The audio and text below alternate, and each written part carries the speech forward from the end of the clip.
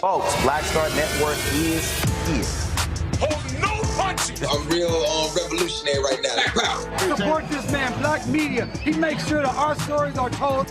Thank you for being the voice of Black America, Roland. Stay black. I love y'all. All momentum we have now, we have to keep this going. The video looks phenomenal. See, this difference between Black Star Network and Black-owned media and something like CNN. You can't be Black-owned media and be scared. It's time to be smart. Bring your eyeballs home. You dig?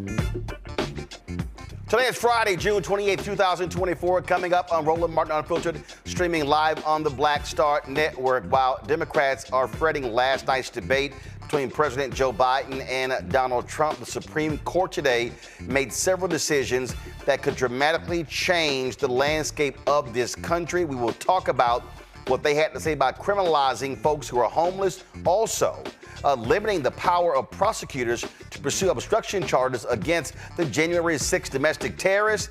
And there's even more what is called the Chevron decision, where literally they are taking the power away from political bureaucrats and putting it in the hands of judges. Wait till you explain this. We'll talk with Damon Hewitt, who leads the largest committee for civil rights under law. 2 former Texas jailers have been indicted for murdering Anthony Johnson Jr. That took place in Fort Worth, Texas. We'll talk to the Johnson family attorney about these developments. Again, we'll also talk about the tale of 2 Joe Bidens last night. He was awful in the debate against Donald Trump in Atlanta, but he was 180 degrees different today at his rally in North Carolina. Plus, we'll find out about Biden's economic plan for the rest of 2024 from Hillary Holley, Executive Director of Care in Action, who was in a meeting on Capitol Hill today discussing the very issue. Also, Vice President Kamala Harris steps up big time to defend the president as she stumps around the country. It is time to bring the funk on Roland Martin Unfiltered on the Black Star Network. Let's go. He's got it. Whatever the biz, he's on it. Whatever it is, he's got the scoop, the fact, the find. And when it breaks, he's right on time and it's rolling. Best believe he's knowing. Putting it down from sports to news to politics. With entertainment just for kicks, he's rolling. It's on go, roll, roll, y'all. It's Roland Martin, yeah. Rolling with Roland now. He's funk, he's fresh, he's real, the best, you know he's Roland Martin now.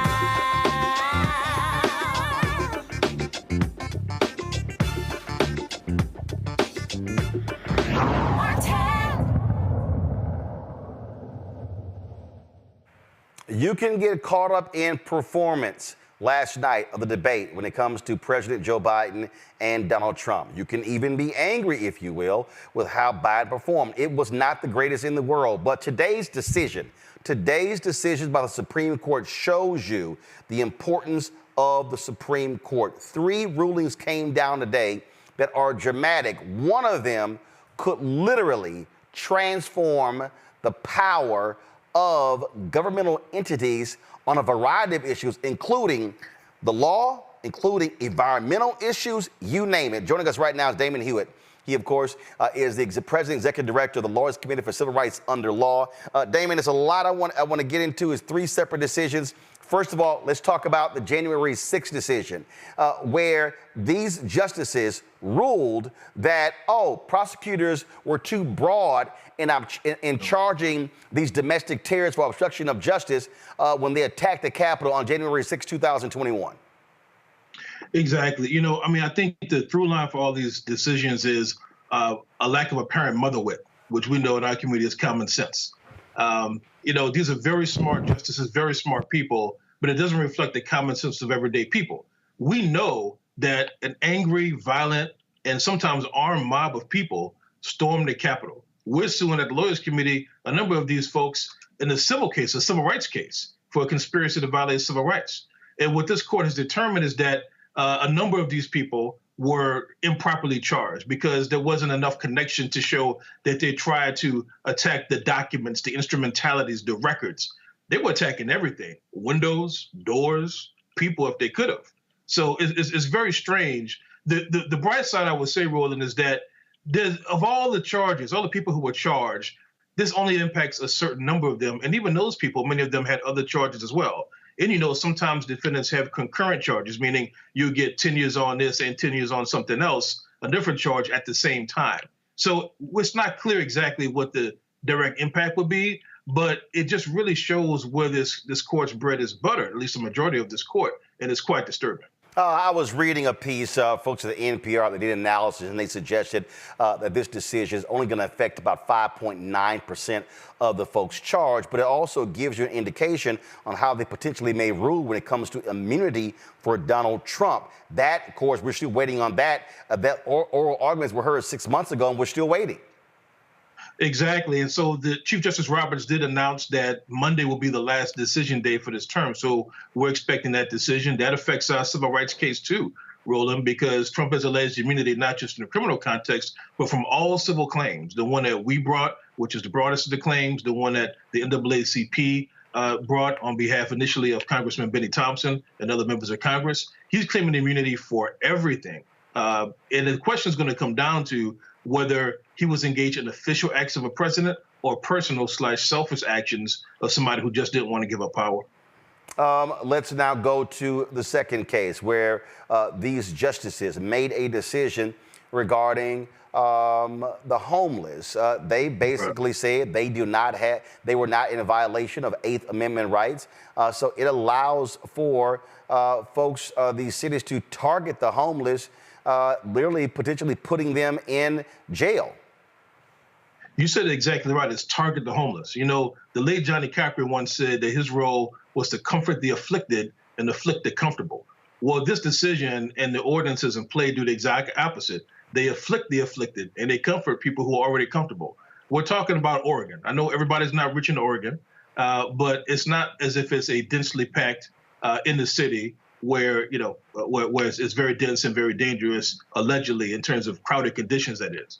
Right. And so what the court essentially has done is said the 8th Amendment essentially doesn't apply here. It gives carte blanche to jurisdictions to penalize what essentially what we call, Roland, status offenses. It's a status to be unhoused. It's not an act, a conduct, like people intend that this is what they want to do and how they want to live the rest of their lives. People get trapped into homelessness or being unhoused. And so it's your very status that is being punished. But the really ridiculous part is this doesn't help anybody, because it actually traps people into an never-ending spiral. Because if you are unhoused, if you don't have a way to put one foot in front of the other financially, how are you going to do that once you have a criminal record? How are you going to do that once you have to pay fines and fees? This is it's essentially similar to debtors' prisons, except this is a different kind of penalty, and it's a darn shame. So the pressure now has to go to state and locals to make sure that they don't take this carte blanche and actually broaden the criminalization. One last thing I'll say is Oregon actually has one of the highest rates of unhoused people in the country. I think it's the second highest rate in 2023. And so the notion that they could just push people down the road in the state that has that high population suggests that there's a lot of NIMBYism, people protecting their little enclaves and frankly not thinking about the bigger picture, let alone their neighbor down the street. And what's interesting here, this is the SCOTUS blog. And so the law in Oregon, what it did was it, quote, prohibited people who are homeless from using blankets, pillows, and cardboard boxes for protection from the elements. And then what they were doing is, it says violators face steep fines, $295, which increases to $537.60 if not paid. When individuals receive 2 citations, police and grants pass can issue an order banning them from city property. Anyone who violates such an order can be convicted on criminal trespass charges, which carries a penalty of up to 30 days in jail and a $1,250 fine. And so, if people go overboard with this, expect our jails to be absolutely brimming with people who are homeless. And here's what's so crazy. It's going to cost taxpayers more money to house them in jails than it would any other area. It is so short-sighted. You know, and in the amicus brief, the front of the court brief, we filed at the Lawyers Committee, we joined others in saying that these ordinances have no penological purpose, meaning they're not going to deter people from engaging in crime because the alleged crime is your very status. And it's going to make things worse, not just for the people who are unhoused, but for everybody, frankly, in that community. I think they're going to learn a really tough lesson in that place. Now, let's talk about what is arguably the most important decision, and it is one that people don't even realize how significant this is. This is the headline on the SCOTUS blog. Supreme Court strikes down Chevron, curtailing power of federal agencies. What is stunning in this 6-3 decision is that these justices rule that, frankly, judges should have the power because they have the expertise when it comes to these critical issues.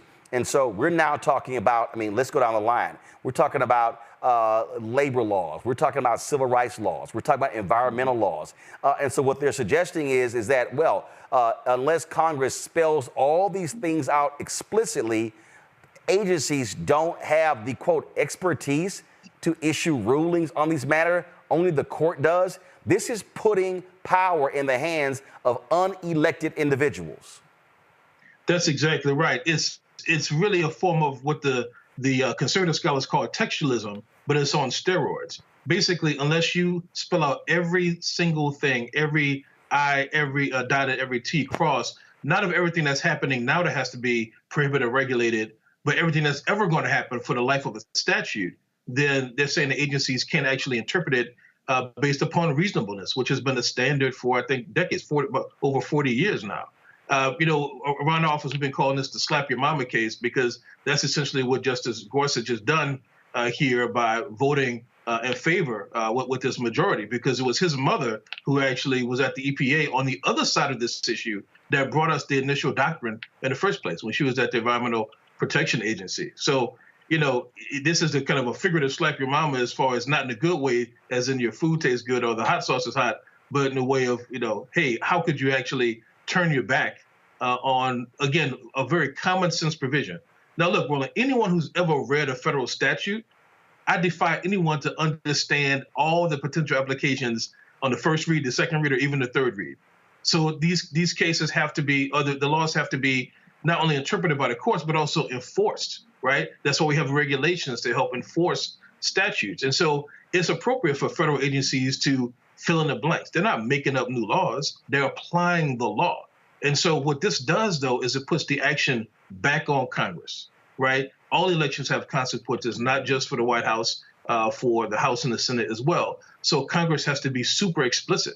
I wonder if we ever get a John R. Lewis Voting Rights Advancement Act again to strengthen and rebuild and restore and make even better the Voting Rights Act, how tight do we have to make that so it doesn't fall subject to something similar when DOJ tries to enforce it in a favorable administration? So there are stakes and implications that could boggle the mind that we've only begun to think through how much could actually happen here. So we have to be on guard all the time now. Well, and let's also be clear, Clarence Thomas originally opposed Chevron, but when those billionaires began to fly him out to various places, give him gifts, all of a sudden his decision changed. Folks like Harlan Crow and others, they wanted this case to be overturned because they could not stand the fact that when Democrats were elected, you had these agencies making rulings that were in opposition to their financial interest. And so, look, it's hard to know for certain motivations, but what is clear is whether it be those kind of things with Justice Thomas, whether it be upside down flags and what have you, what's clear is that you have a majority of this court that is simply changing the law and the landscape of rights and opportunity in America just because they can. Bodily autonomy, environmental protection, all of it. Yeah. What gets me here is go back to my iPad. Says Roberts rejects any suggestion that agencies rather than courts are better suited to determine what ambiguities in the federal law might mean.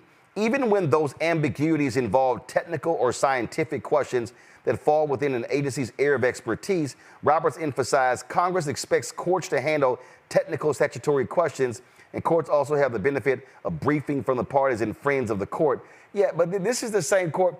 This is where Justice Gorsuch had to actually, he had to correct one of his rulings because he got laughing gas mixed up with air pollutants. So that sort of that sort of says to Chief Justice Roberts, yeah, y'all don't have expertise on every damn thing.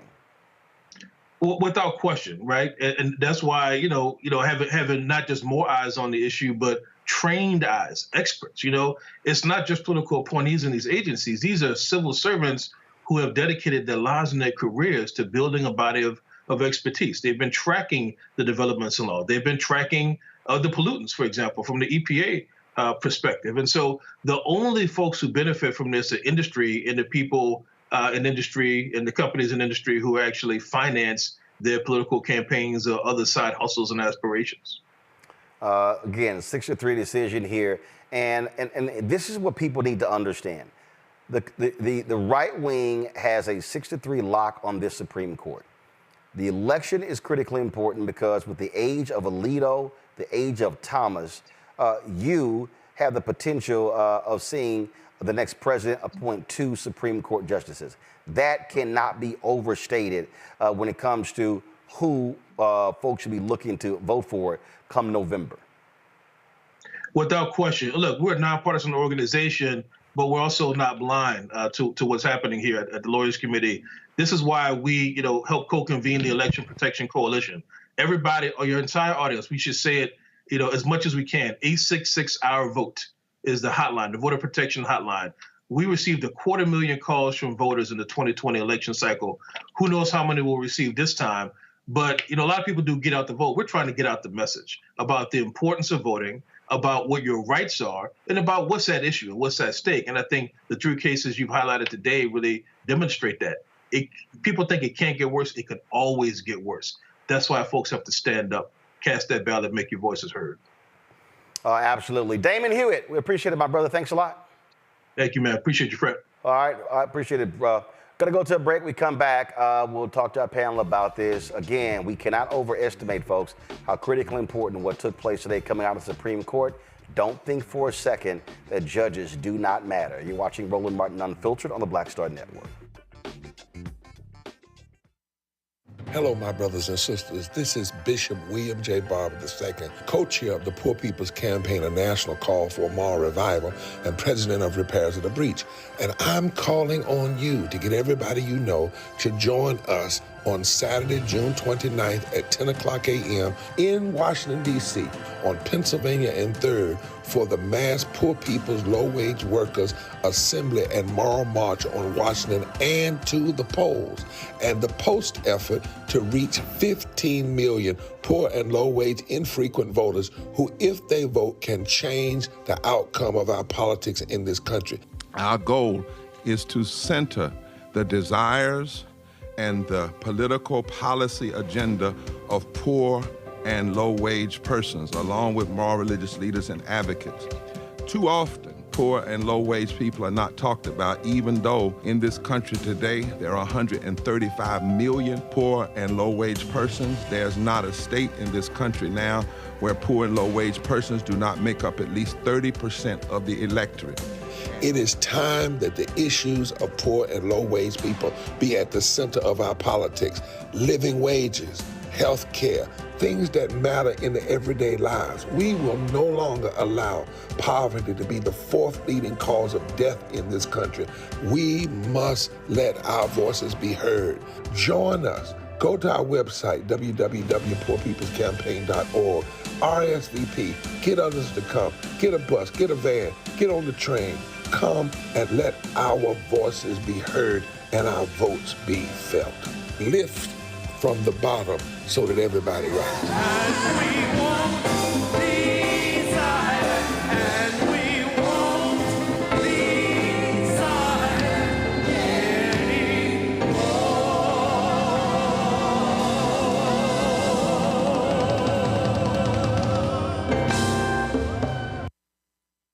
Hello, I'm Paula J. Parker.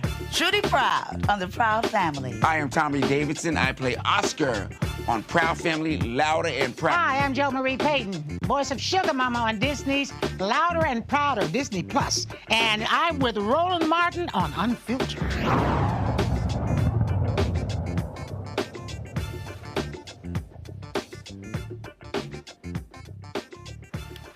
All right, folks, now let's introduce our panel. Matt Manning, civil rights attorney, joining us out of Corpus Christi, Texas. Michael Imhotep, host of the African History Network show out of Detroit.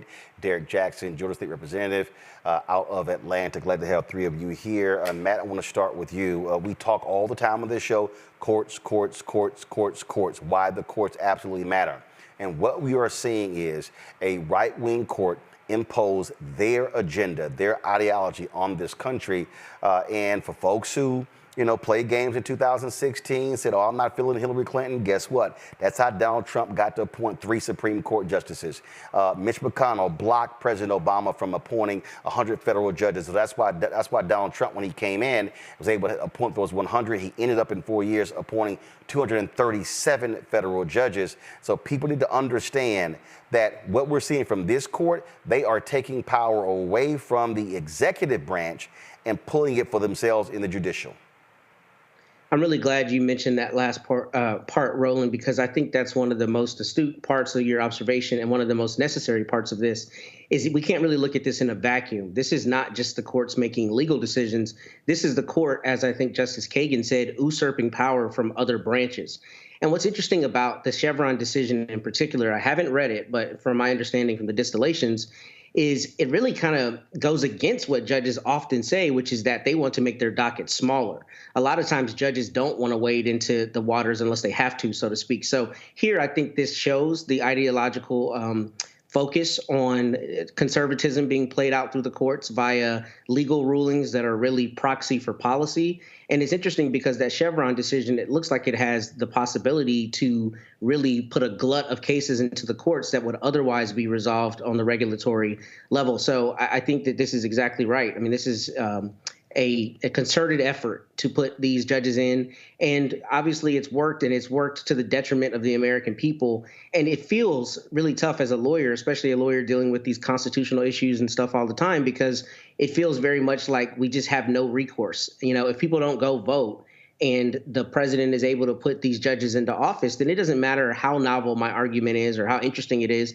If the judge is predisposed to do something that's ideologically in lockstep with whomever appointed him or her, I'm at a disadvantage on behalf of my client. And that's what I feel like this is just another part of, another thing in that, this list of things we're seeing the Supreme Court do that really just kind of defies logic. And especially here, it's a judicial economy issue. I think there are going to be way more cases filed than would otherwise be filed because the regulatory agencies no longer have this power. And then the other thing, really quickly, on the homelessness decision, I am interested in seeing if there was some part of the way they brought that being wrong.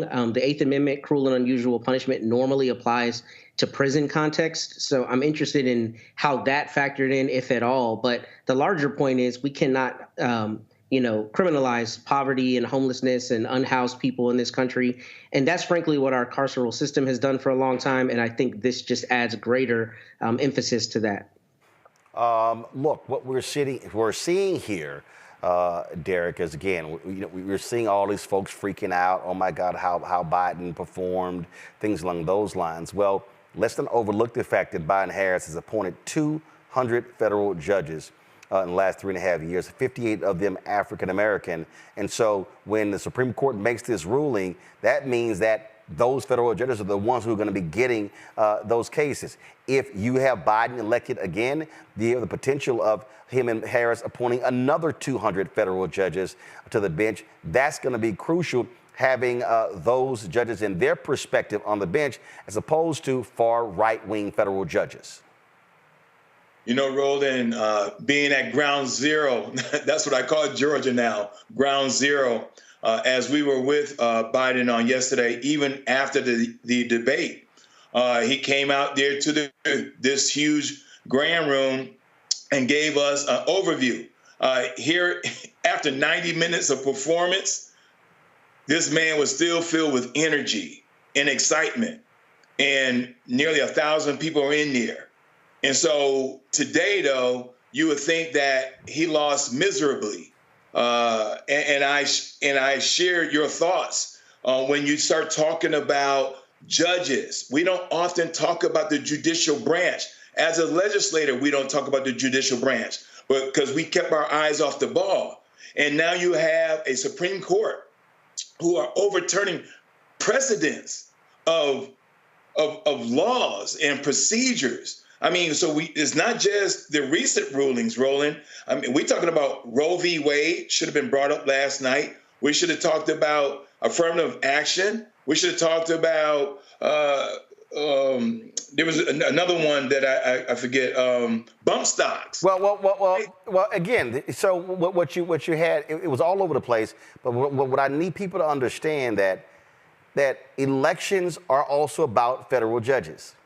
And right. when people are sitting at home and they're sitting here going, well, I don't know if I'm going to vote, do understand class action lawsuits. I can go down the line, all of the type of things that federal judges rule on. And so people need to understand if you're going to vote or if you're not going to vote, that has an impact on who picks judges, who confirms judges. And so the Supreme Court and the federal bench is on the ballot in November.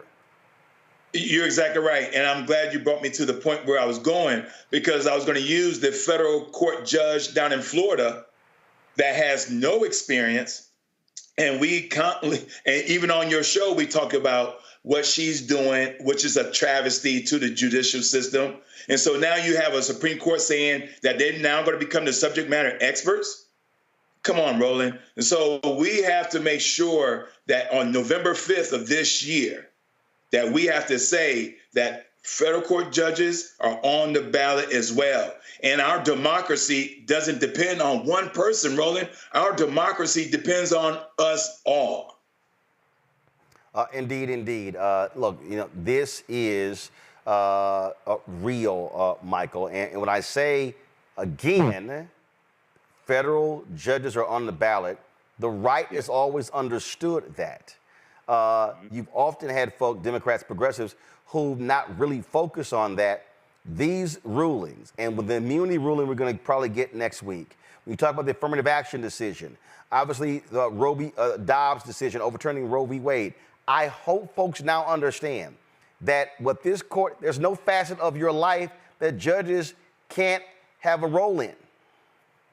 Absolutely. Judges, the judicial branch of government interprets law from the legislative branch of government and policies and executive orders from the executive branch of government. And for all the economic empowerment gurus out there who say we don't need to vote, we just need to do like Asians and build businesses and invest in the stock market, things like this. Well, look at the Federal Court of Appeals that just ruled against the Fearless Fund, the African-American women who you've had here on the show, Roland, and they have the grants for actually businesses for women of color. It's not exclusively for African-American women, but they were sued by Ed Blum, white conservative activist Ed Blum, the same Ed Blum who got affirmative action in college admissions overturned by the 6-3 conservative Supreme Court that Donald Trump put in place. The Federal Court of Appeals ruled against the Fearless Fund. Now they're trying to decide, you know, what's the next step? Are they going to try to appeal this to the Supreme Court? But no, a lot of us were taught to vote for president, but never to really understand that third faction of government, which are the courts, and how the courts impact every aspect of our lives. And you look at, once again, dealing with economics. You look at the executive order from President Biden dealing with student loan forgiveness that would have impacted 40 million student loan borrowers, would have moved 500,000 African-American families from a negative net worth to a positive net worth, struck down in Donald Trump's Supreme Court once again. So we have to understand this is about self-preservation. It's not about one person. It's not just about a president. It's about the federal court nominations, federal judge nominations a president will make, Supreme Court justices, but also cabinet appointments, U.S. Department of Education, Small Business Administration, Environmental Protection Agency. All this impacts every aspect of our lives. So this is all-out war. This is basically war. Republicans understand that. We need to pull ourselves out of our heads out of our collective asses and vote like our life depends upon it, because it actually does. Folks, we're going to see the final ruling coming out from the court next week, and we'll see what they have to say. All right, going to break. We come back. President Joe Biden, after last night's disastrous debate, was in Raleigh, North Carolina today. We'll show you what he said today, and trust me, he looked and sounded totally different than what took place last night. You're watching Roland Martin Unfiltered on the Black Star Network. Support the work that we do. Be sure to join our Bring the Funk fan club. Your dollars make it possible for us to do the work we do, the plans that we have to travel all across this country, engaging voters, having town hall discussions. Well, your money makes that possible. And so the goal is to get 20,000 of our fans contributing on average. That's $4.19 a month, 13 cents a day. Send your check and money order to P.O. Box 57196, Washington, D.C. 20037-0196. Cash App, $RM Unfiltered, PayPal, RM Unfiltered, Zelle. Roland at RolandSMartin.com, Roland at RolandMartinUnfiltered.com.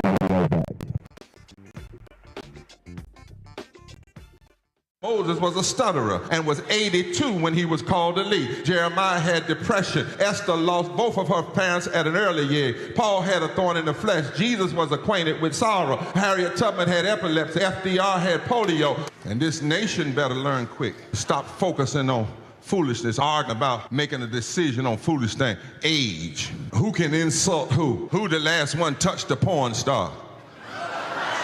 You're going to make that the standard of U.S. presidents. You're going to have to go back and undo a whole lot of them. Whether Biden walks fast or not. I don't walk fast. But he could be walking fast, head toward evil, head toward destruction. The greatest president in this country was Roosevelt, and he couldn't walk at all. Better stop this foolishness. This election better be about issues. What are you going to do about the 295,000 people dying every year from poverty? 87 million people underinsured or uninsured. The 1,000 plus voter suppression cases. What are you going to do about the fact that we still have to feed the hungry in the wealthiest nation in the world? That in the 21st century, we still have human trafficking. This nation better wake up. This election cannot be about foolish things. It's not even about will we have a democracy. It's about what kind of democracy will we have. Because democracies can elect dictators.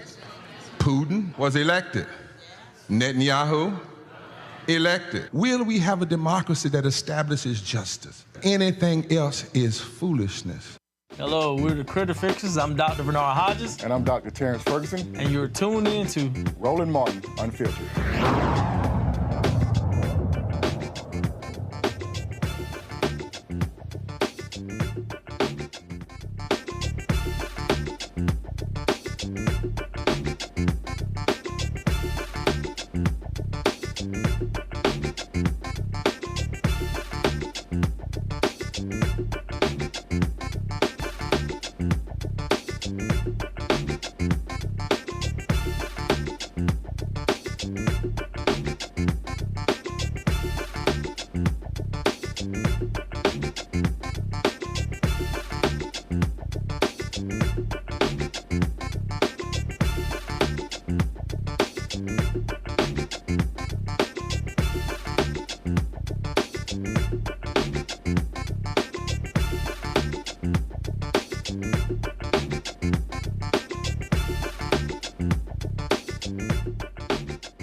Last night's debate was not a great one for President Joe Biden. Even he admits that.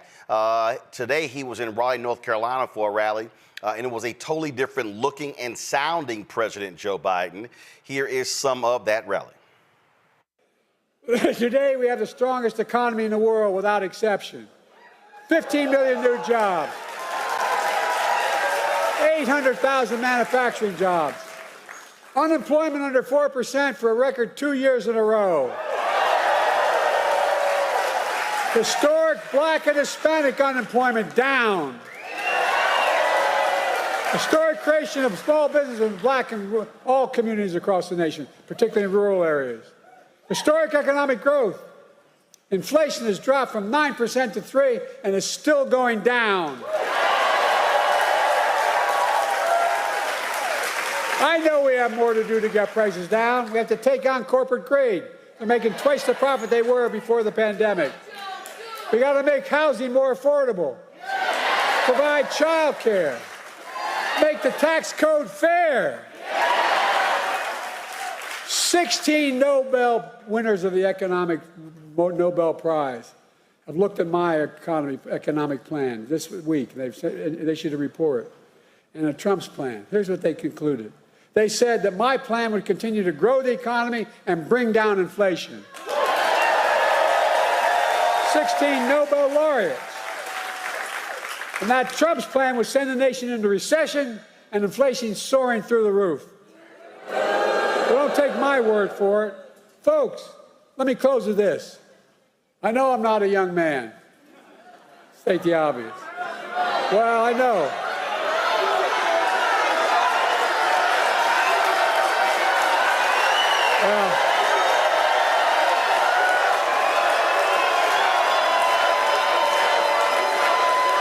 Well, I don't. Folks, I don't walk as easy as I used to. I don't speak as smoothly as I used to. I don't debate as well as I used to. But I know what I do know. I know how to tell the truth.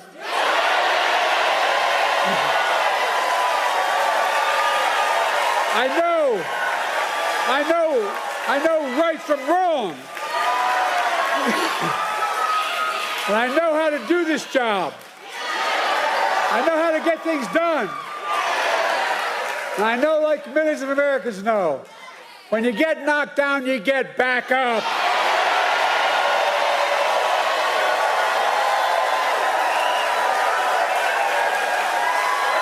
I know what it took to take our economy from the depths of the pandemic to where it is today, the strongest economy in the world. I know what it'll take to bring this economy to everybody. I know what it'll take to rally the world, to stand up against Putin and defend freedom, not yield to him.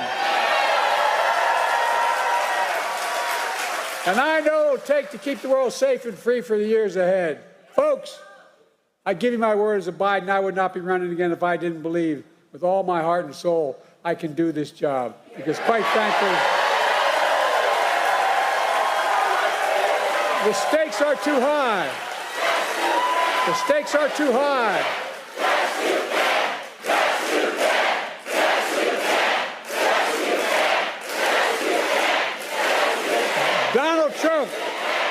Donald Trump is a genuine threat to this nation.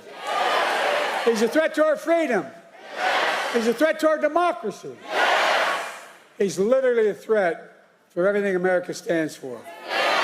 Look, he doesn't understand what I think all of you do. America is the finest and most unique nation in the world. We're the only nation in the world, and I mean this sincerely. It's a fact statement, not a hyperbolic statement. It's fact. We're the only nation in the world built on an idea. All the nations built on ethnicity, geography, and other religion. But we're built on an idea that we're all created equal. We deserve to be treated equally throughout our lives. We've never fully lived up to it. I'll be damned in the year 2024, just 2 years. Just 2 years before the 250th anniversary of our Declaration of Independence, that I'll let Donald Trump walk away from it.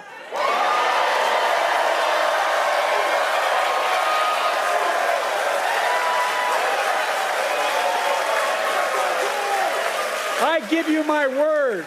I give you my word as a Biden. We're still a nation.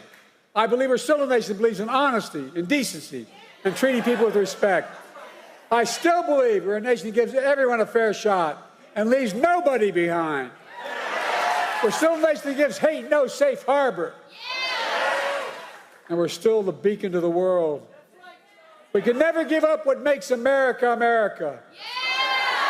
Donald Trump is motivated by revenge and retribution. Well, revenge and retribution never built a damn thing. You and I, we Americans, are a nation of hope, optimism, and possibilities.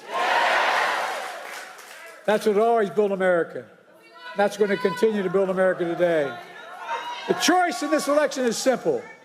Donald Trump will destroy our democracy. I will defend it.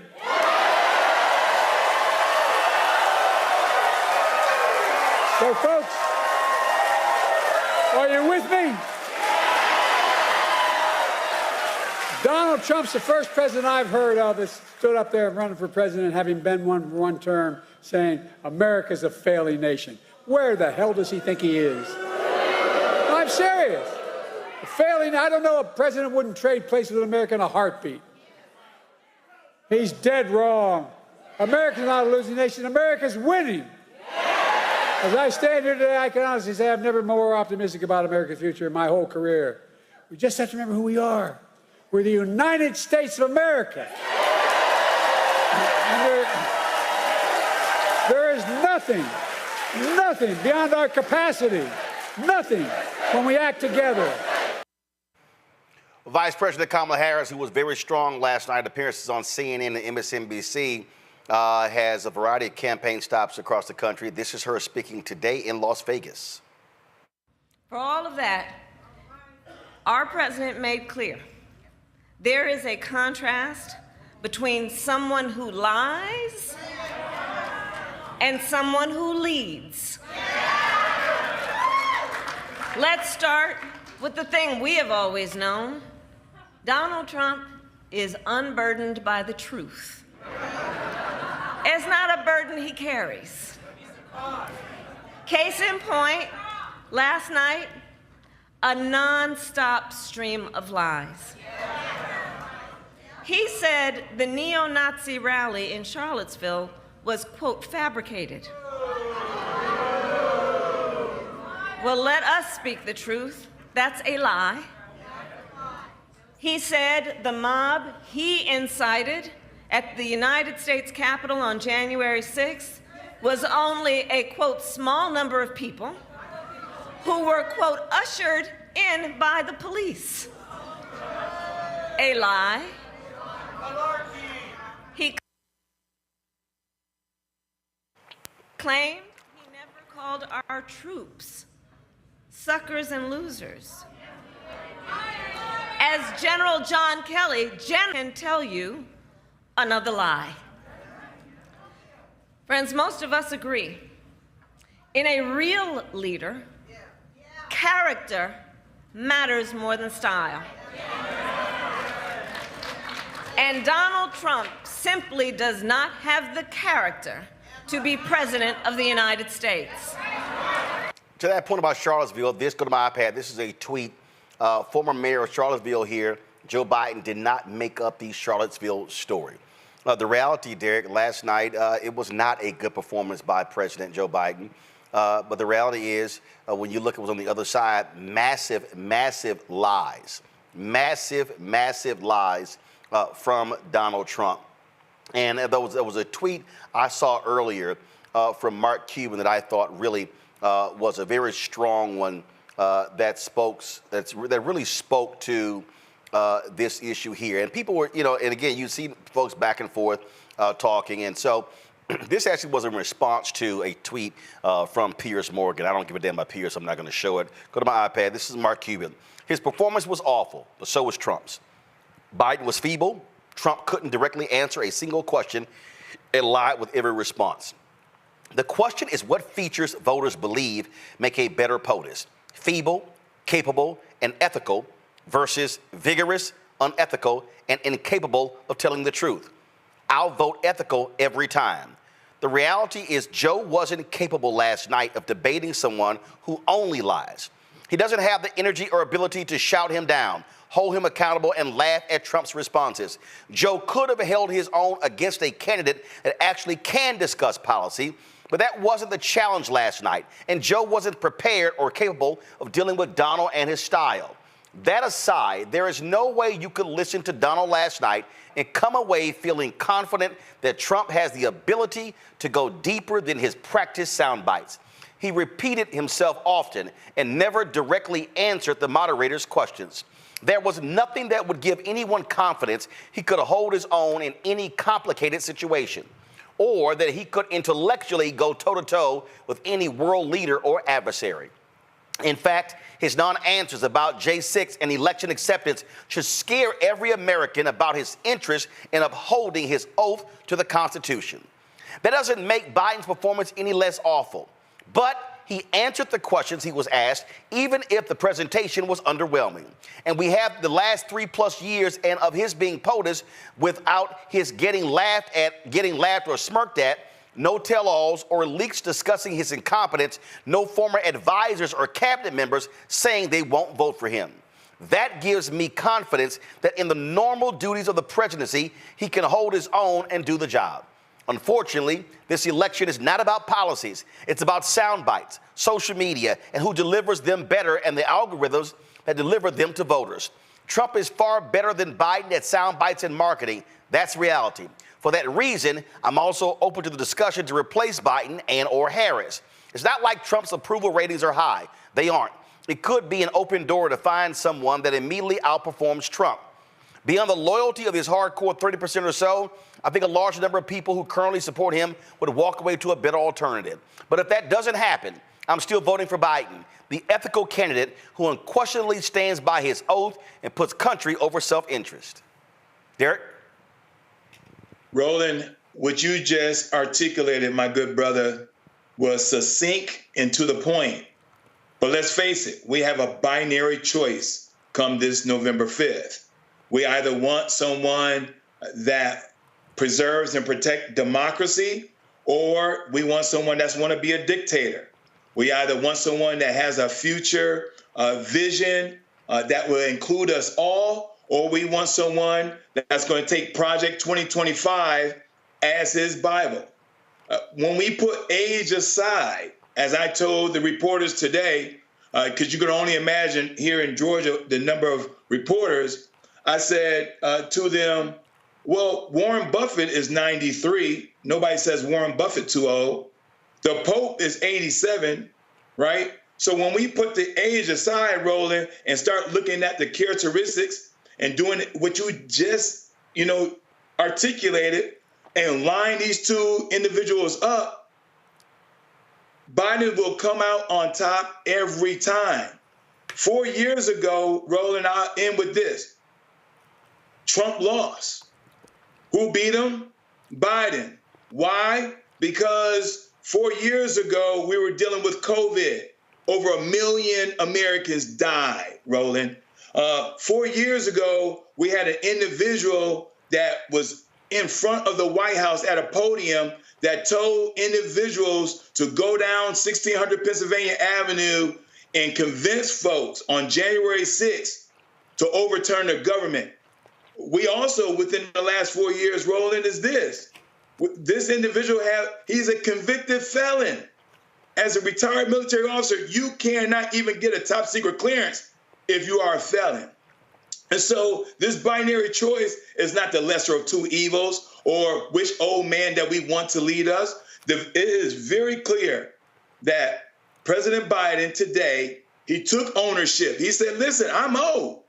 I can't do what I did 30, 40 years ago. But the former president, Barack Obama said, when I was 51, you all wanted to write me off too when I debated against Mitt Romney. And so we got to keep this thing with a clear conscience. And when you think about a person that stood on that stage last night, Roland, that said he took a cognitive test and he got an A+, well, Roland, I took a cognitive test. It's called an IQ, and they don't give you a grade letter. They give you a number, a numeric value. And so we don't want someone that lie, and sow all this disinformation and misinformation and cannot answer the question. If you brought someone on your show as an interviewer and you said you cannot answer the question, not one, I would like to think that you would never hire that person to work in your company. So why should we hire someone like a Donald J. Trump that did not answer the question about climate control? He said something about immaculate water, which I still don't know what immaculate water is. He says something about immigration and black jobs. I'm still looking for what a black job looks like, Roland. And so this person could not answer not one question during that 90-minute debate.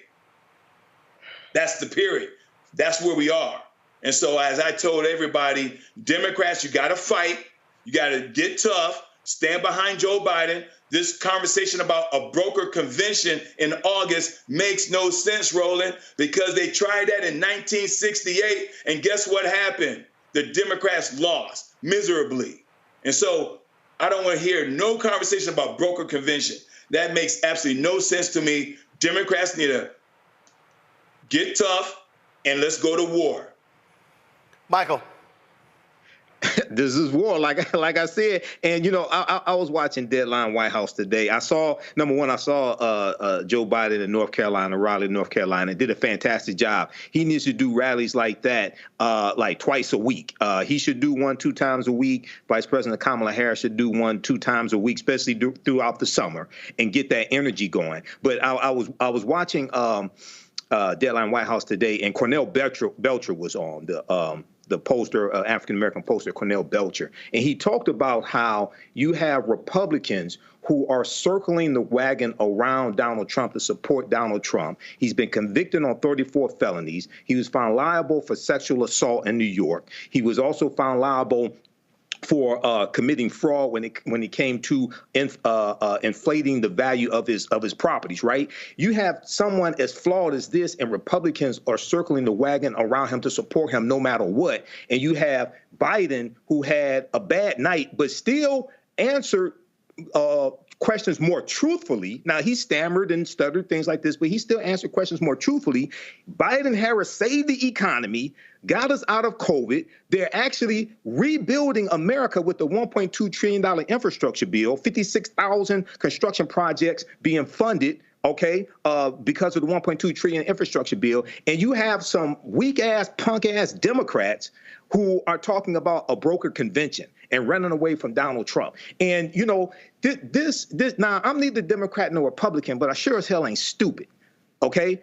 You continue to support people who continue to vote for policies that are beneficial to you, and we have to learn how to use Biden-Harris and use these Democrats as a tool, as a political weapon to fight the MAGA extremist domestic terrorists who are working to implement Project 2025, who want to continue to stack the courts, who want to continue to roll back any type of progress African Americans have made, and they're using the courts to do it as well. So we really have to understand what is at stake here. You know, they're trying to take us back to 1890, the Mississippi State Convention, when they imposed poll taxes and literacy tests to suppress the African American vote. This is war. You're right. It is war. And I keep trying to tell people that in battles, you swing. And what you don't do is you don't run from a fight. Matt? I think these brothers have covered most of the substantive issues very well. But all I'll add is a couple of things. I mean, first, the reality is we're talking like people at large care about the policy, but they don't. It's the pageantry. And the reality is, if people in the Biden camp knew that he was prone to the pauses and some of the things mechanically, physically last night that made him look old and out of ability, I guess out of shape to handle the rigors of the presidency, then they should have been sounding the alarm a lot earlier. I think Democrats now look extremely weak, and they look like, rats trying to flee off a sinking ship, talking about a brokered convention and other things getting away from Mr. Biden. And I agree with Michael and Derek insofar as I agree with the policy points in the platform. And, I personally would be voting Biden-Harris. However, I think this does call into question, why are these conversations being had at this 11th hour? I mean, we talked about this on the show months ago. You asked me a question and I mentioned to you he looked old. And we had a whole dialogue about how that's not what we should be talking about. But the reality is, for some people, that's going to move the needle. And I'm wondering why Democrats did not have a more serious conversation about this before this point.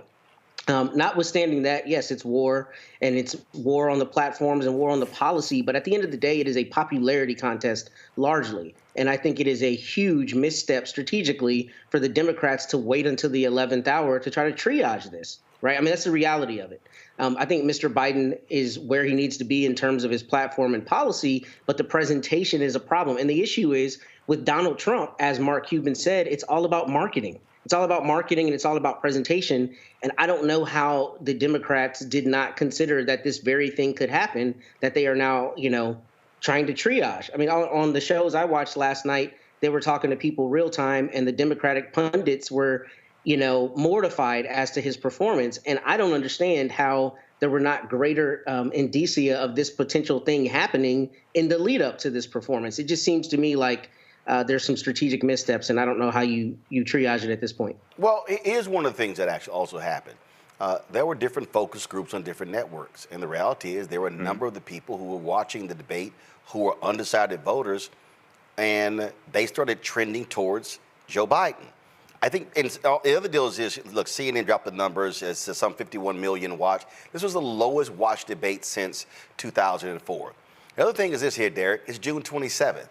The reality is you have 4 months to continue campaigning. I also say this here, and my panel disagreed with me last night. I'm in this group chat. Folks disagree with me. I dare say, if there's a debate September 10th, you do it. You don't run from it. Listen, if he was cold, if he had a cold last night, if his throat was messed up, guess what? You simply pare down all the damn talking points. I thought he had too much data. Okay, so what happens is too much data in the head. Bring that down and hit critical points. But also, you want him as healthy as possible. The Joe Biden that was in the rally in North Carolina was 180 degrees different than what we saw last night. And so, I dare say, you don't run from another debate.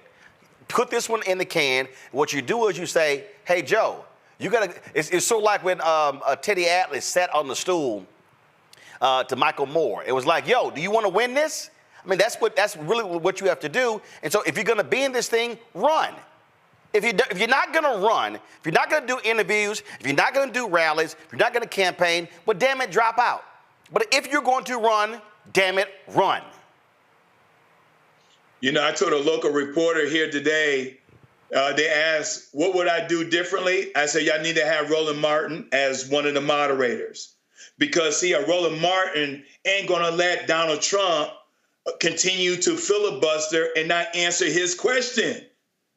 See, nothing against the moderators last night, Roland. So everybody was expecting for President Biden to fact check his opponent. And that's not the way, having been in many debates, that's not my job to fact check my opponent. Now, every now and then I may say, hey, my opponent is lying, but not everyone should be fact checked by the candidate.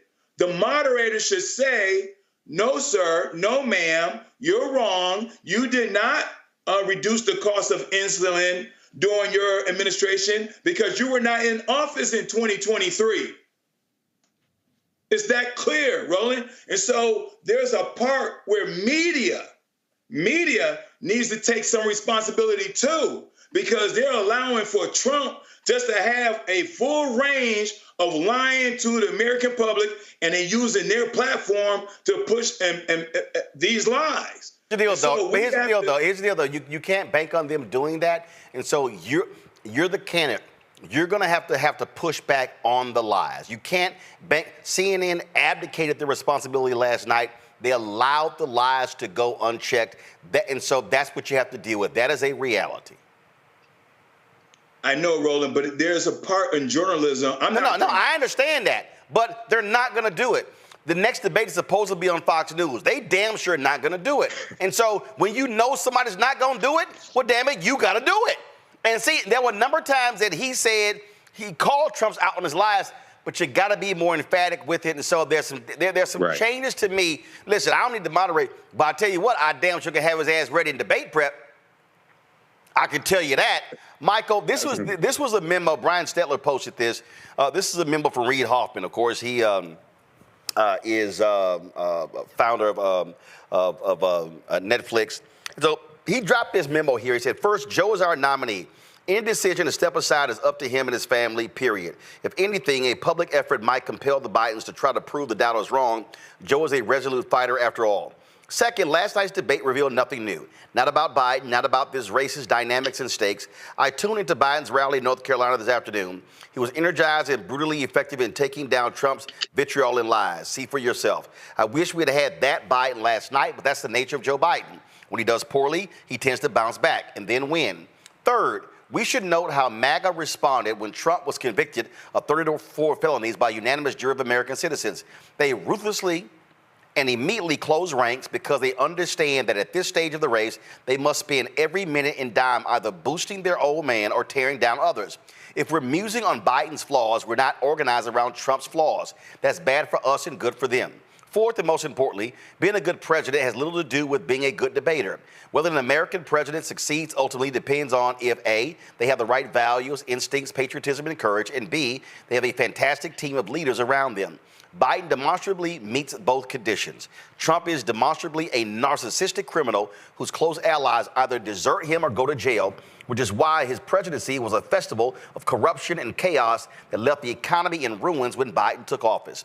Fifth and finally, all of the above means Joe Biden can very much still win this election. The fundamentals matter vastly more than a single debate. Perhaps the best historical analogy is from 1984, when Ronald Reagan's first debate performance raised concerns about his age. He turned things around in the next debate and won the election in a landslide. This is real simple, Michael. Democrats, shut the hell up, get your asses in line, and focus on winning. Absolutely, and back up and surround and support and block for and defend your candidate. This is what I was just saying.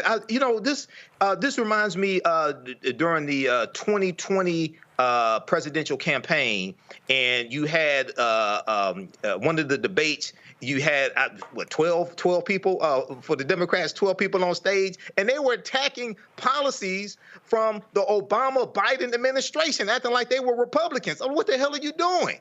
But the other thing, when we look at Joe Biden's history, Joe Biden really has never been a good debater, but he's good at retail politics, okay? Joe Biden there in Raleigh, North Carolina, that's the Joe Biden retail politics.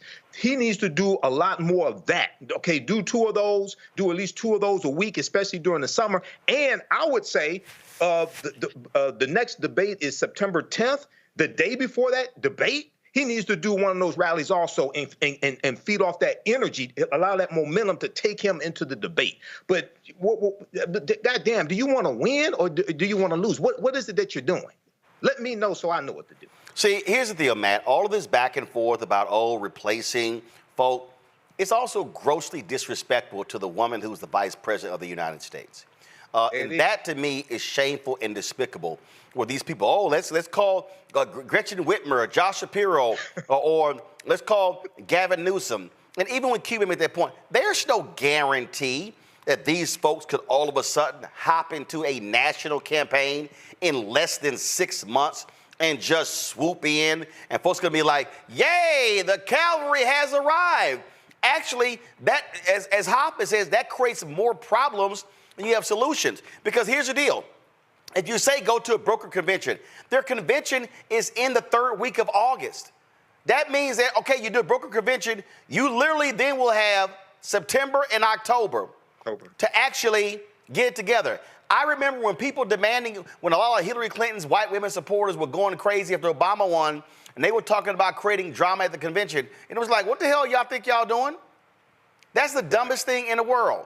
Yes, you do exactly what Republicans did. Circle the wagons and say, we gonna kick y'all ass together. Yes. Yes. Take a page out of Bob Menendez's playbook. You get indicted, you're about to go to trial, you just double down. That's what they need to do, is ride Biden into the future, and they need to put him in better circumstances so that they can control performances like this. Because the reality is this. I don't want to sound ageist, and I'm absolutely not ageist. If it was my 86-year-old Big Mama, she ain't lost a step. But Joe Biden has. That's the reality of it. And you have people who are watching the pageantry of this, not the optics of it. So what they need to do is feed on, I think, a lot of the sound bites that Trump is going to put in the debate. For instance, in that long thing you just read from the gentleman from Netflix, what stood out to me? A festival of corruption. Festival of corruption. If they ran an ad with festival of corruption, that's the kind of thing that your average voter is not going to forget. And I think going forward, they need to employ a better strategy in leveraging the marketability, but also using Mr. Biden's superior knowledge as it relates to policy, especially as to Mr. Trump. But to your point about Kamala Harris, we are not surprised that they didn't call a black woman who's eminently qualified and who has been doing the job, of the number 2 at this point throughout, their entire administration, and is uniquely qualified as compared to these governors of other states who may not be able to jump into a national campaign.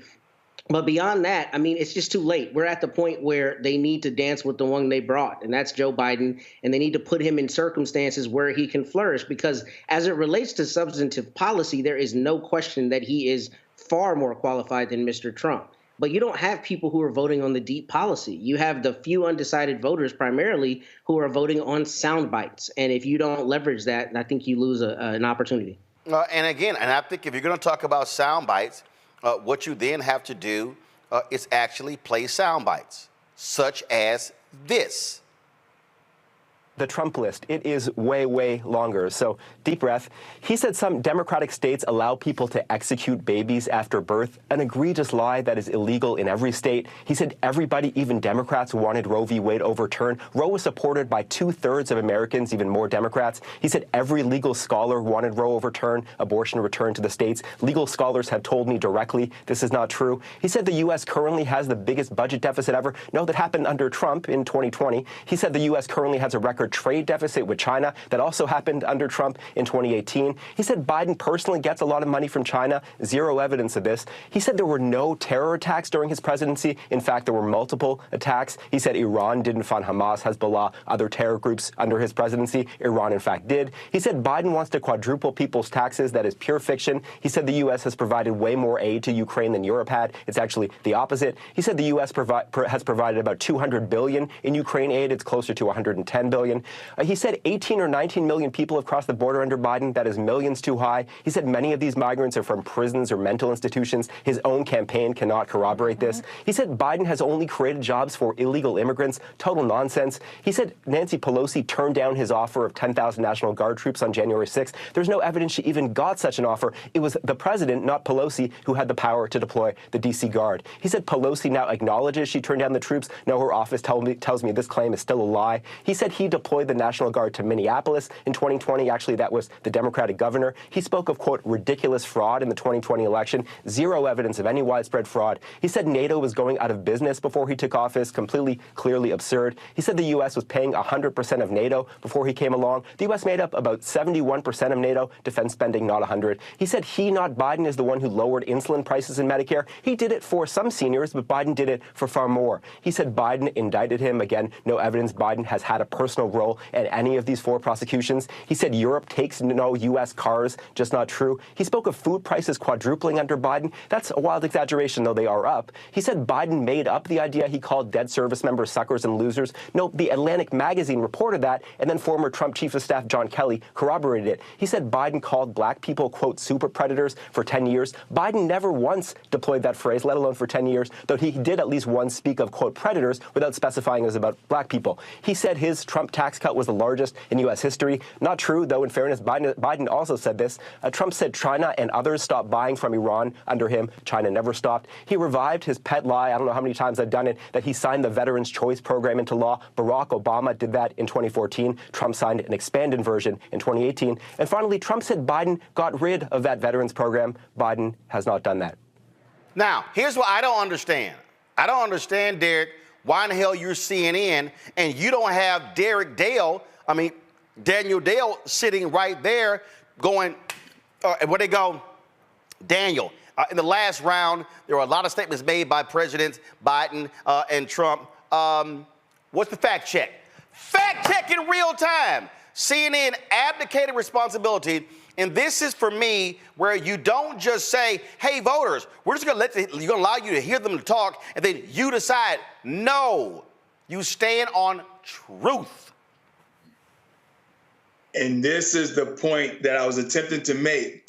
And I'm glad you circle back to this point, Roland, because we all know a lie can travel around the globe much faster than the truth. It can go viral faster than the truth. And I don't see this video going as viral as it should. And so, and to the point about the broker convention, just to add to your point, Roland, people don't understand what a broker convention is. You got 4,000 delegates.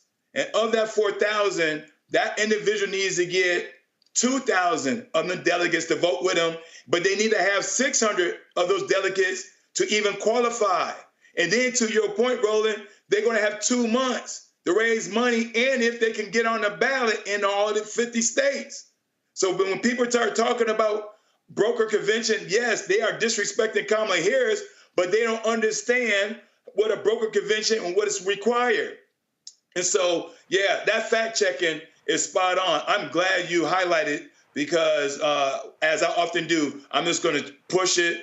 And I know it won't go viral because people are going to like, yeah, that's CNN or that's Roland Martin. We ain't going to believe all that.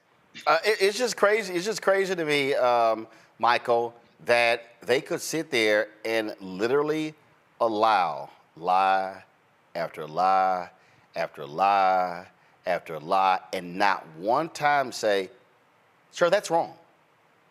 Right. I agree. I watched the entire debate, and it was a 90-minute propaganda infomercial for Donald Trump, lie after lie after lie after lie. And even as it's hard, as he's saying the lie right after that, it may be hard to like fact check every single one. But when they came back from commercial break, that first commercial break, you could do fact checking of some of those previous lies that he told, things like the biggest whoppers that he told. You may not hit everything, but I would encourage people, NBCnews.com has a good one, fact-checking Biden and Trump's claims at the first debate. They go through and look at different statements they both made, and overwhelmingly, Trump told a lot more lies than Biden, and they provide the evidence as well. And this is a good learning tool to help people understand politics also. But I agree with you, Roland, and Biden is going, even though Biden did call some of those lies that Trump told, even though he said they were lies, I think he's going to have to be more forceful in the next debate when Trump spews those lies. Matt? I don't think they should be allowed to lie with impunity, but I think the focus should be less on just the lies and should be on the comprehensive policy. And I think Derek said this earlier, but if you listen to the debate, I didn't watch the entire thing, the part I got to watch, virtually every question, the answer that came from Joe Biden was full of policy. Even if there was a misstep or maybe a slight mischaracterization, there was policy. With Trump, it was all vibes, and vibes are cool, but they can only take you so far. And I think hopefully the people that are watching are recognizing that that's really what's on display here, even outside of the fact checking. You have someone who is actually able to have discourse in the policy because they understand how things work, as opposed to someone who is trying to just dismantle everything and put in his own, approach to things. And we know that that didn't work during his administration. So I think that's what's really salient here. And I do think they should have real-time fact-checking. But more than that, I think they should press him even harder on the policy. I mean, he got asked unequivocal questions and didn't answer them at all, right? I mean, just completely provided no policy basis. And that's what should have people concerned. If you are truly an undecided voter, even if you're considering Mr. Trump, you should say, this guy obviously can't answer the question and does not know enough about how it works to put my mind at ease that he can do this job effectively. That should be really the questions we're looking at. A little bit early, we played some of what Vice President Kamala Harris had to say in Las Vegas. I think it's important for us to actually hear all of it. And so here is the VP earlier today.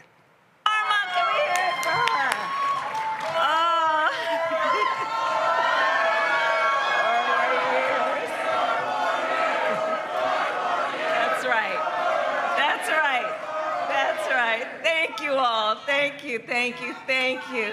It is so good to be back in Nevada, and thank you all the leaders who are here.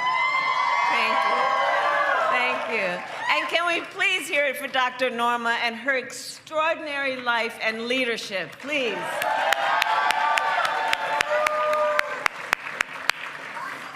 So I want to thank everyone who is here today. I want to thank all the elected leaders who are here. I know Senator Catherine Cortez Masto was here earlier. She and I were AGs together. She is doing an extraordinary job as a senator. Senator Mark Kelly, who is just always fighting for the people of Nevada and using his lifelong dedication to our country in a way that is about service and uplifting so many people. Governor Michelle Lujan Grisham, thank you for your leadership.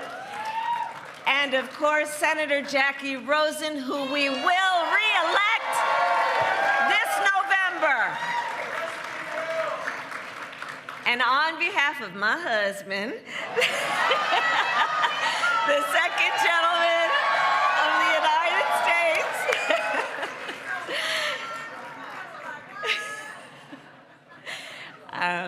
we together thank all the friends and the long-standing supporters who are here, including the leaders of LULAC. It is so good. It is so good to be with all of you. All right, so last night, President Joe Biden and Donald Trump had their first debate. And earlier today, the president said himself it was not his best performance.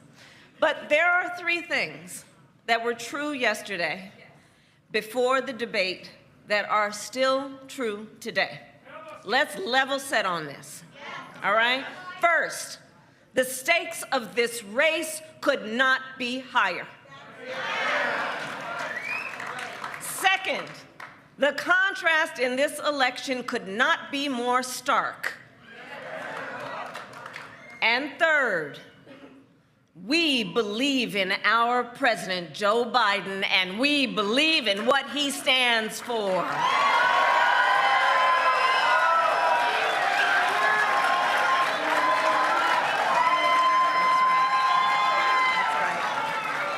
That's right. And to that point, we all know, let's not forget, he beat Donald Trump once.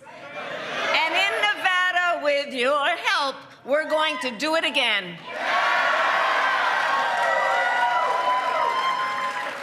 And we're going to win because for all the punditry last night, for all of that, our president made clear there is a contrast between someone who lies and someone who leads. Let's start with the thing we have always known. Donald Trump is unburdened by the truth. It's not a burden he carries. Case in point, last night, a nonstop stream of lies. He said the neo-Nazi rally in Charlottesville was, quote, fabricated. Well, let us speak the truth. That's a lie. He said the mob he incited at the United States Capitol on January 6th was only a, quote, small number of people who were, quote, ushered in by the police. A lie. He claimed he never called our troops suckers and losers. As General John Kelly can tell you another lie. Friends, most of us agree. In a real leader, character matters more than style. And Donald Trump simply does not have the character to be President of the United States.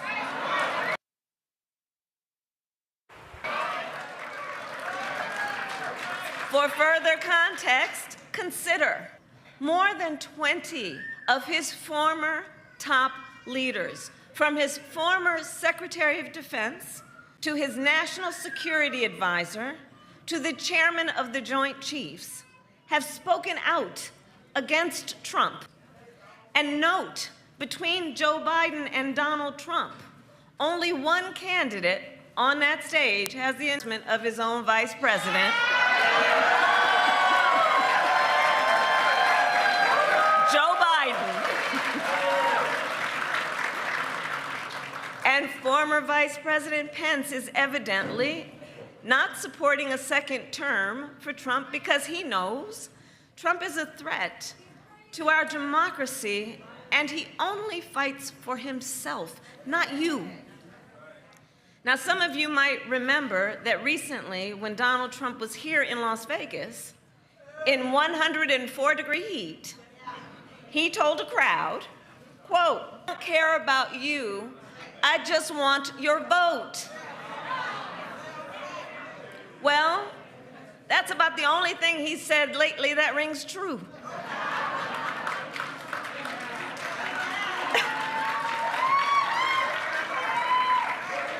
Nevada, as vice president, I see Joe Biden when the cameras are on and when the cameras are off.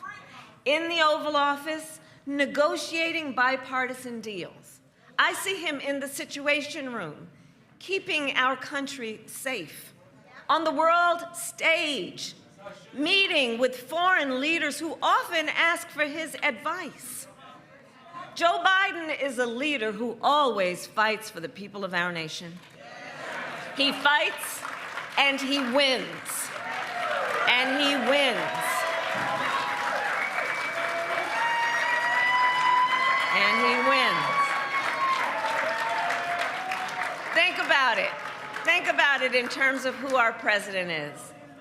Guided by the knowledge that Latinos are 70% more likely to have diabetes, Joe Biden took on Big Pharma and capped the cost of insulin for our seniors at $35 a month. He negotiated with Republicans and Democrats and passed historic legislation, the largest infrastructure investment in generations, and the first major gun safety law in nearly 30 years. And Las Vegas knows why that is important. He strengthened NATO and stood up to Putin, bringing together our allies around the world. Nevada last night clarified the stakes of this election. On the economy, Joe Biden pointed out how economists, including Nobel Prize-winning economists, have determined, check this out, have determined Trump's economic plans going forward would raise inflation and send us into a recession by 2025. This is their findings based on reviewing his plans. On democracy, last night Donald Trump repeatedly refused to commit to agree he would accept the results of the 2024 election. And finally, on the subject of reproductive freedom, last night Trump called the overturning of Roe versus Wade a, quote, great thing.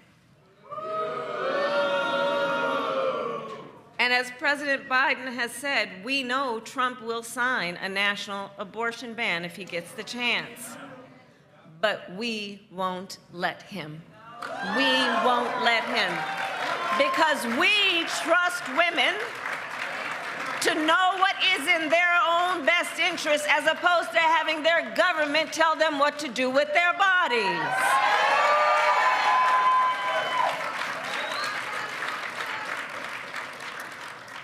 So, listen, we've got 130 days, I'm counting, until Election Day. 130 days. And this race will not be decided by one night in June. This race will be decided by you, by us. Who sits in the White House next year will be determined by what we together do in these next 130 days. And ultimately, in this election, we each face a question. What kind of country do we want to live in? A country of freedom, compassion, and rule of law, or a country of chaos, fear, and hate? We each have the power, each of us has the power to answer this question with our vote and with our voice. So today I ask Nevada, are you ready to make your voices heard? Do we believe in freedom? Do we believe in opportunity? Do we believe in the promise of America? And are we ready to fight for it? And when we fight, we win. God bless you and God bless the United States of America. Thank you.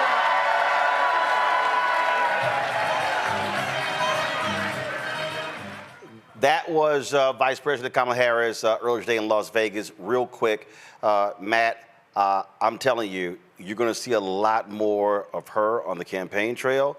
And as for the Biden-Harris campaign, they better buckle up because they're going to need her aggressively doing things like that all across this country. In all the battleground states with all the sound bites, you're exactly right. I mean, they need to let her do what she does best, which is rhetoric. That's what this is about. That's what's driving the undecided voters, or I think will drive them to make the right decision. And I think they need to use her in that capacity as forcefully as possible. Matt, excuse me, Michael. Oh, absolutely. They need to have her out pretty much every day, every other day. That was fantastic. And she fact-checked Trump as well. And you need that energy. And she resonates better with younger voters also than Biden does. So she's his best weapon. Derek? Yeah, I agree with Matt and Michael. The only thing I would add to deploy Kamala in all 11 southern states, all 11 of them, Louisiana, Texas, all of them, not just the battleground states, but in all of them.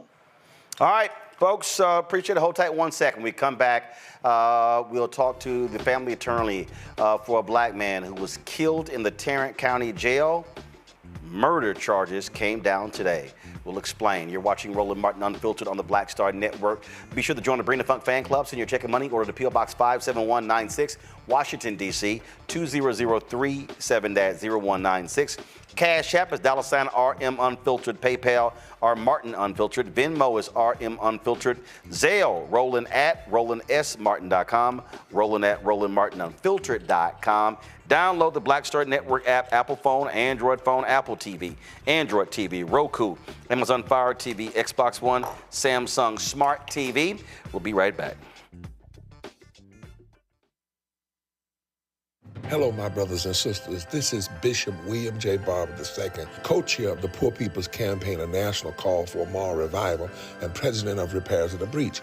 And I'm calling on you to get everybody you know to join us on Saturday, June 29th at 10 o'clock a.m. in Washington, D.C. on Pennsylvania and 3rd for the mass Poor People's Low-Wage Workers Assembly and Moral March on Washington and to the polls, and the post effort to reach 15 million poor and low-wage infrequent voters who, if they vote, can change the outcome of our politics in this country. Our goal is to center the desires and the political policy agenda of poor and low-wage persons, along with moral religious leaders and advocates. Too often, poor and low-wage people are not talked about, even though in this country today, there are 135 million poor and low-wage persons. There's not a state in this country now where poor and low-wage persons do not make up at least 30% of the electorate. It is time that the issues of poor and low-wage people be at the center of our politics. Living wages, health care, things that matter in the everyday lives. We will no longer allow poverty to be the fourth leading cause of death in this country. We must let our voices be heard. Join us. Go to our website, www.poorpeoplescampaign.org. RSVP. Get others to come. Get a bus, get a van, get on the train. Come and let our voices be heard and our votes be felt. Lift from the bottom so that everybody rises.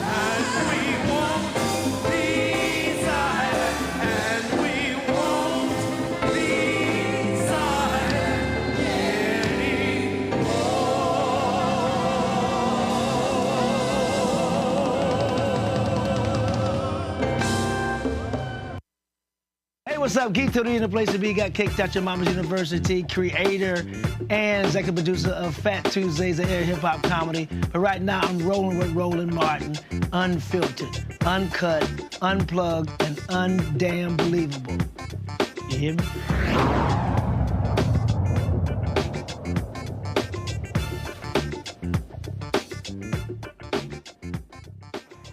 Two former Tarrant County, Texas jailers have been indicted for the death of jail inmate Anthony Johnson Jr. It's been called a homicide. The 31-year-old died from asphyxia from the use of force and pepper spray. Johnson died at the Tarrant County Jail on April 21st after being arrested during what his family says was a schizophrenic episode. Reports say he resisted jailers doing a cell check. Jailers pepper sprayed him, handcuffed, and held Johnson on the floor improperly. A detention officer had a knee on Johnson's back. Daryl Washington is the Johnson family attorney. He joins us right now. Daryl, we had you, of course, on the show when the folks were, really raising this issue before the commissioner's court.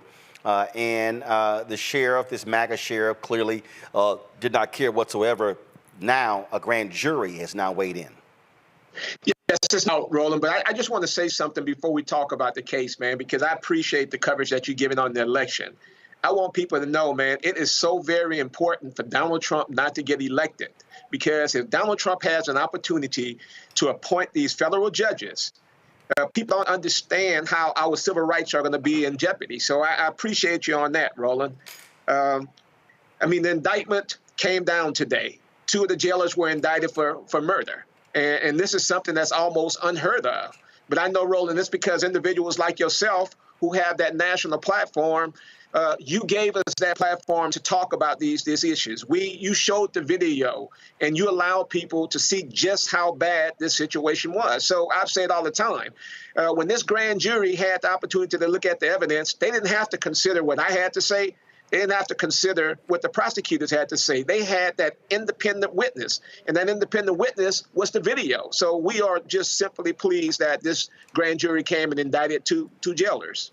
Well, and again, we're talking about when you look at Texas, the reality, this is the same DA's office that's been going after Crystal Mason, and they had no other way to go. Bottom line is it was without a doubt. This is, but also the attention that was put on this by the family as well, by your Black County commissioners, is also all that played a role in this. Yeah, Commissioner Lisa Simmons is just fantastic. If I can, Roland, if we could get 20 Commissioner Simmons, we would have some serious changes made here in Texas, because she's powerful. She believed in fighting for the people. I think that really helped us out. And right now we understand that we have a long way to go, but this is a step in the right direction. We believe that more people should have been indicted, because the video clearly shows that there were multiple individuals who was holding Anthony's leg as he pleaded to them that he could not breathe. So, as you know, for the ones that we can't get criminally, we plan to prosecute these people civilly, because we want to make sure what happens to Anthony never happens. 60 people died in that jail before Anthony's death. And there are families who still have not gotten any answers, and that's just totally unacceptable. Obviously, this was the Tarrant County DA's decision.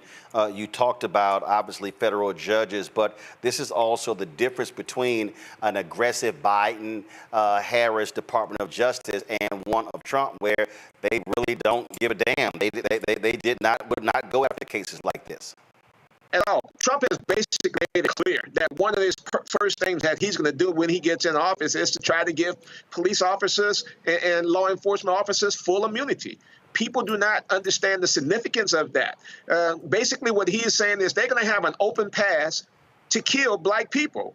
That's dangerous. We do not want that to happen. We should not even take a chance for that to happen. We have to make sure, irrespective, I don't care what people are saying about Biden's performance during the debate, we need to make sure that Biden is elected. Trump cannot be in office. When we talk about justice in this country, and it was always crazy to me. I mean, you've done stuff with Ben Crump and others, and I see these people, they jump on social media, they jump in message boards and chat boards, and they sit here and say, oh, man, here we go again. They playing the race card. All they doing, they never win any cases. But they don't understand. You are representing the family. You're not a prosecutor. You can't prosecute a case. But your responsibility is to heighten the awareness of a case. Otherwise, these cases don't get the attention.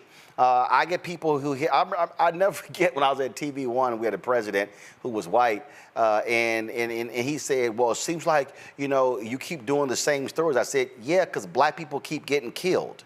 And so he wanted me to sort of do an explainer to the audience why we're doing the story. And I said, Brad, I don't need to explain to Black people why I'm interviewing attorneys about their clients who got killed. I think Black people know why I'm talking to them.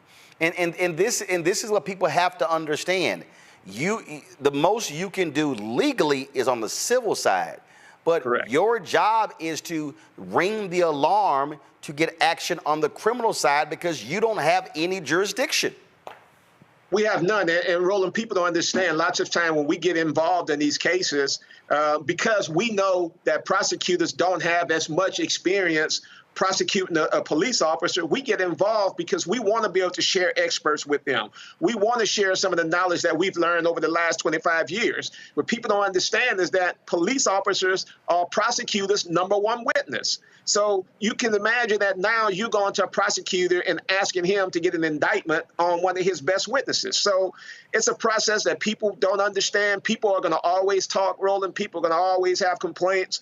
But at the end of the day, if people just sit down with us and understand and realize that we are putting time and efforts into a part of a case that we don't even get compensated for, and we don't want to get compensated for it, because what we want to do is somehow make sure that the system doesn't take advantage of the family. Indeed. Daryl Washington, bro, I appreciate it. Keep up doing the great work. Keep us abreast of what happens next with this story. And Roland, the family say, man, please let you know that you their favorite. And they appreciate everything that you're doing, and they watch you, man, every single day. So I just thought I would let you know that they love you. So thank you, man. I appreciate it. Thank you so very much. All right, thank you. Folks, it is always difficult when we do these stories, but the reality is they don't get the attention of mainstream media, not just this story, but also many other stories. Let's talk about a story that is out of Baton Rouge. And when I say these things happen over and over and over again, it gets some local coverage, but the reality is it gets very little national coverage. 4 Louisiana former officers associated with a now disbanded unit of the Baton Rouge Police Department, they have been indicted on charges alleging that they covered up the beating of a suspect in custody in September 2020. Douglas Schultz Jr. was indicted on obstruction of justice, criminal conspiracy to commit obstruction of justice, and 2 counts of malfeasance in office. Troy Lawrence Sr. was indicted on criminal conspiracy to commit obstruction of justice and 4 counts of malfeasance in office. Todd Thomas was indicted on obstruction of justice, 2 counts of criminal conspiracy to commit obstruction of justice, and 3 counts of malfeasance in office. Martell Jackson was arrested after becoming a target for the grand jury proceedings. He was indicted and charged with 1 count of obstruction of justice and 1 count of malfeasance in office. The officers are still on the force, but have been placed on administrative leave until due process has been completed in accordance with state law. Although indicted, Jackson currently has a warrant out for his arrest. Jesse Barcelona was another officer who was arrested in the 2020 incident, but was later cleared by the grand jury. In Chattanooga, a former police chief has been indicted on charges that she illegally registered to vote in Tennessee and falsely filled out government documents. According to the Tennessee Bureau of Investigation, the Hamilton County grand jury handed down a 17-count indictment against Celeste Murphy, the city's first black female police chief. Murphy is charged with 1 count of illegal voter registration, 1 count of false entries on official documents, 3 counts of falsifying government records, 3 counts of forgery, 3 counts of perjury, and 6 counts of official misconduct. A 56-year-old had been overseeing the Chattanooga Police Department since 2022, resigned on Wednesday without publicly giving a reason. She turned herself into the Hamilton County Jail on Thursday, was later released on a $19,000 aggregate bond. She is scheduled to appear in the Hamilton County Criminal Court on July 12th. Matt, I want to talk about the case out of Fort Worth, but also that other case as well in Baton Rouge. Again, when we talk about what is happening with these officers in terms of their conduct and their behavior, we cannot overlook what continues to happen. And thank goodness in the Fort Worth case, you have there a state grand jury that made those decisions. But we have had a federal Department of Justice that's been very aggressive. U.S. attorneys very aggressive under Biden-Harris, holding police accountable. Yes, you're exactly right. And first, I want to give Daryl Washington his flowers. He's one of the first people I called when I started doing this work. Didn't know me from Adam, and he showed me super love. So I always have a great appreciation for him. They couldn't be in better hands. But I think you're exactly right. I think the DOJ being aggressive is really incredibly important. Just yesterday, I was mediating a case with TDCJ, and a client of mine got just absolutely brutalized by the guards. And our case didn't settle, but one of the biggest things that he wants is for them to be held criminally accountable. And I'm really glad that you made that distinction for the viewers, because when a person is prosecuting a civil case, they are not also acting as the criminal prosecutor, which is why DOJ is so important, because DOJ is able to do the civil rights prosecution that is a companion to the civil case that Darrell Washington or myself or any other civil rights lawyer would bring. And if you have a DOJ that is disinclined to hold officers accountable, then you don't have indictments, at least on the federal level. I do think that this is especially telling. I mean, they knew there was some obvious problems with this case because Tarrant County is probably the most conservative big county in the state. I think you said that before. And they don't generally indict officers. I mean, I can't imagine it's happened anytime recently. So this is telling, and it may be a consequence of the fact that they have just so royally flubbed and attacked this Crystal Mason in this Crystal Mason case, and maybe they're trying to save a little face. But I think it is a good sign. And as it relates to the officers, there in Baton Rouge, the scary thing about that is that kind of thing happens all the time. And until Tyree Nichols, I don't think people saw it on as grand a scale. But in that case, what happened is they did a search of somebody at a facility, and then they covered it up. And the officer who was the supervisory officer told the other officers to lie on the documentation, despite there being body cam footage that directly controverted that. So those kinds of situations are incredibly important because those things happen daily. And unless you have, prosecutors who are willing to hold police officers accountable, they get away with that conduct when, normal people would be prosecuted for conspiracy. So I think it's a good thing that they're being held accountable. And finally, with that chief, I think that those charges stem from allegations that she was dishonest about her residency. And, I've seen officers get fired for lying on overtime forms, but they should get fired for the smallest of lies, because if they are tasked with holding us accountable for following the law, they don't get to step around the law at all. So anytime you allow them to do that, you're creating two different systems of justice, which we know are in play in this country. So I'm glad that they're being held accountable because it's necessary. And Michael, the Baton Rouge officers, that was a Louisiana grand jury that indicted them as well. So here you have state grand juries, not a federal grand jury, but state grand juries in Fort Worth and then in Baton Rouge.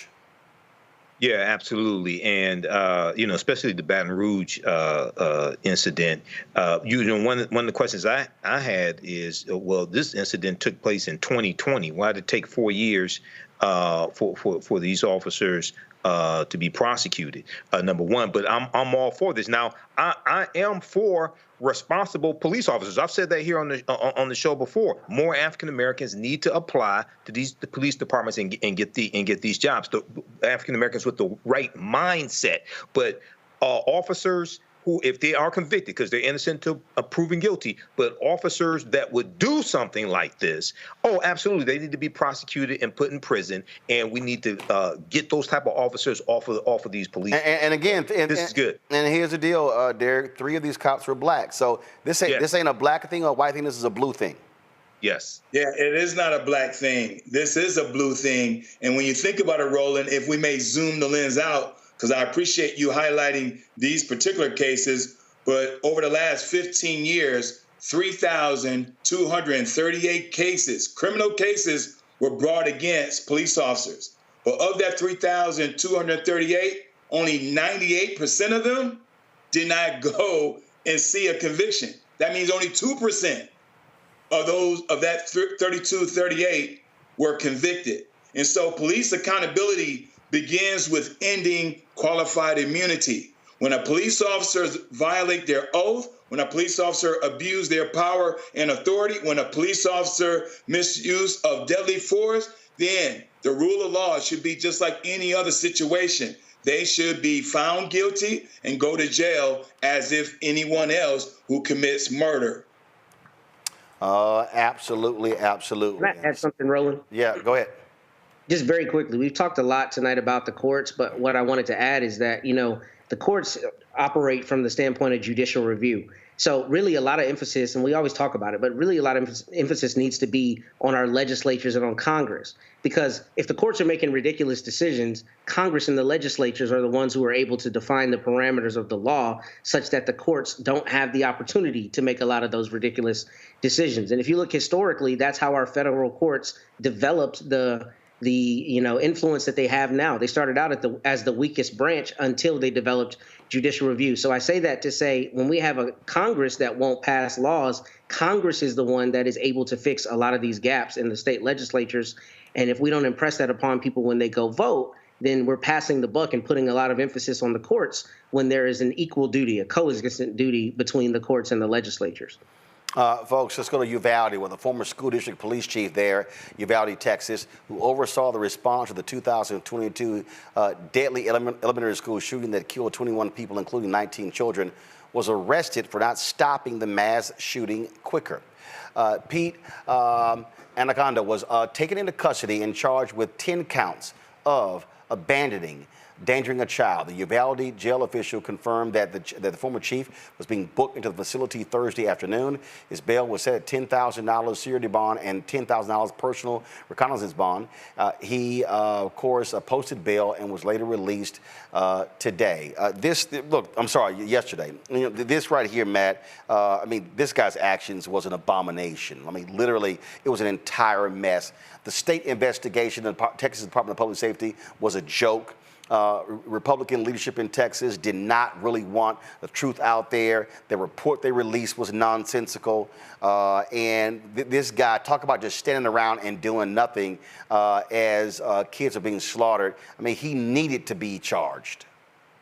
Absolutely. But what's so ironic about this is a conversation we had one of the first times I was on this show was about exactly how you could prosecute these officers. And this is what we discussed about how they would have to do it under the theory of abandoning or neglecting a child. And I do think from a legal standpoint, there may be some difficulty to the extent that police don't generally have a legal duty to intervene. However, I think in this situation, they were there. So standing on scene is much different than either not responding or responding too late or any of the other variables. And I'm glad that he's being held accountable. This is a tragedy that is not far from where I live, and it's just extraordinary that you have this many police officers standing in the school and they couldn't stop a single gunman or didn't even try. So I'm glad that he got indicted, but I'm interested in seeing if there will be further indictments to follow, because there were a lot of officers in that hallway, none of whom intervened to save those kids. So they should all be held accountable. Derek? You know, I agree with Matt, but the only thing I would add to Matt's point is that the Supreme Court just overturned the banning of bump stocks. And so if we're going to start blaming who should be held accountable in trying to prevent or mitigate these kind of situations from happening in the future, Roland, now we got to point to the Supreme Court, because the Supreme Court just said it's okay to have this small device that can turn a semi-automatic into a fully automatic, where you can take a clip of 60 bullets and exhaust them in a matter of seconds. Michael?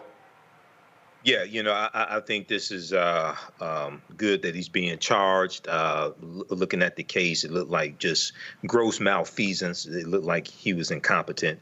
And I remember when the whole debate was taking place and people were calling for the banning of assault rifles right after the assault at Uvalde took place. And you had Republicans there in Texas who were against that. They were talking about arming, if I remember correctly, arming more, having more armed school guards and things of this nature, which is no. So yeah, this is good. We'll see how this plays out. But you know, this was a tragedy once again. What happened to those children, and it deals with the devastation that assault rifles do to people. And assault rifles were never meant to be on the street. Assault rifles were never meant for civilians to have them. When you study the history. Well, that was certainly the case, but we know that folks really don't care about those things in this country, and we've seen that all far too often in terms of how this country has responded to the issue of guns. All right, we're going to go to a quick break. We'll be right back on Roland Martin Unfiltered on the Black Star Network. Now streaming on the Black Star Network. If we look at all of the best mans, the movies, and then, of course, series on Peacock, why do you think it resonated so well? Well, I think it's a reflection of us. You know, I think it's a reflection of authentic black people, the way they see themselves. And in some instances, aspirationally so.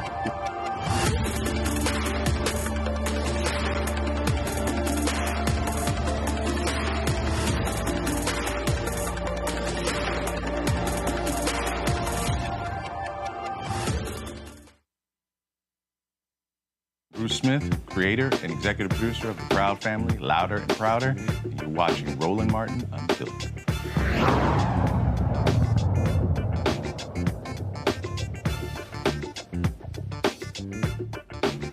Before we go, folks, we remember a great character actor, Bill Cobbs, passed away this week at the age of 90 years old.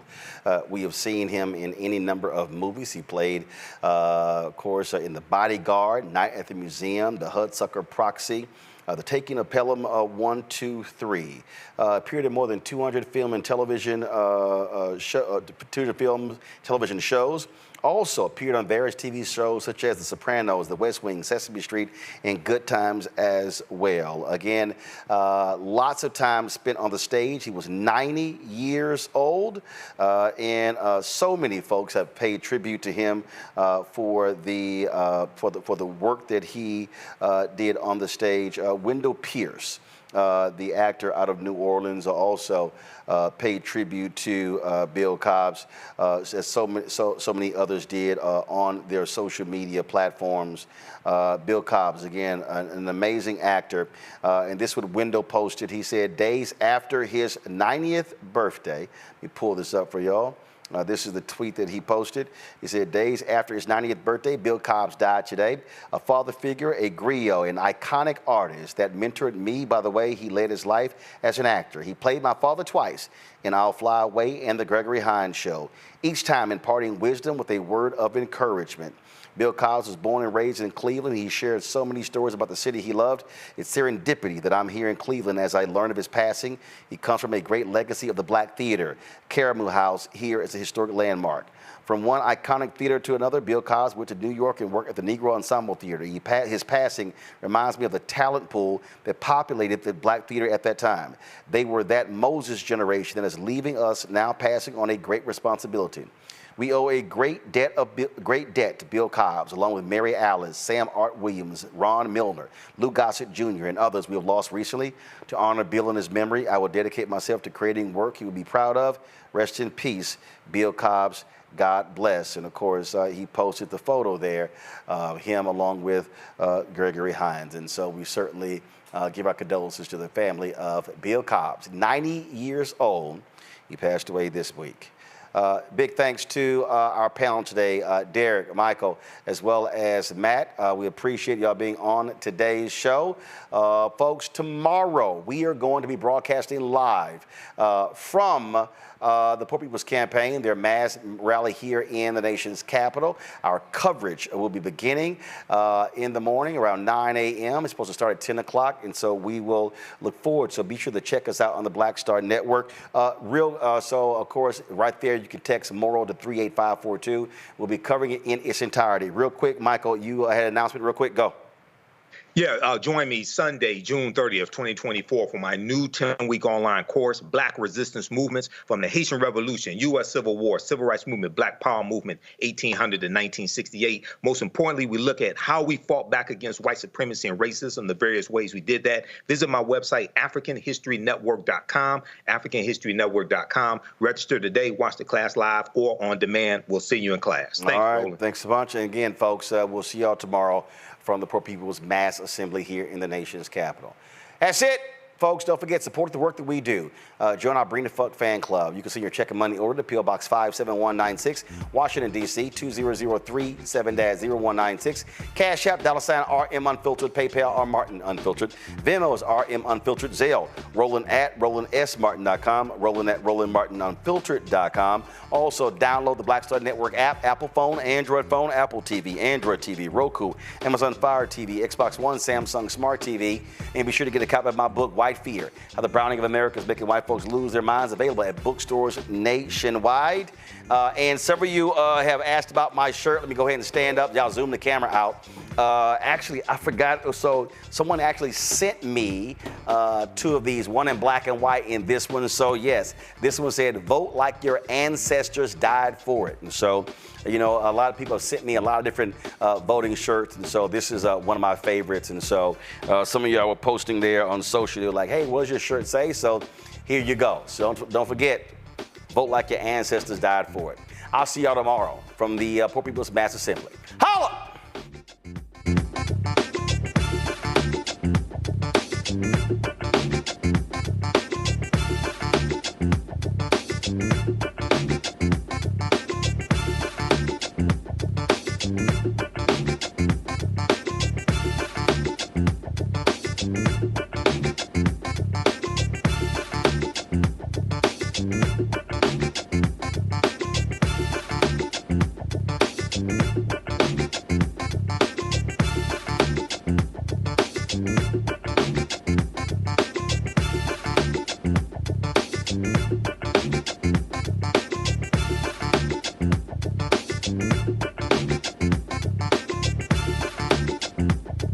Unfiltered.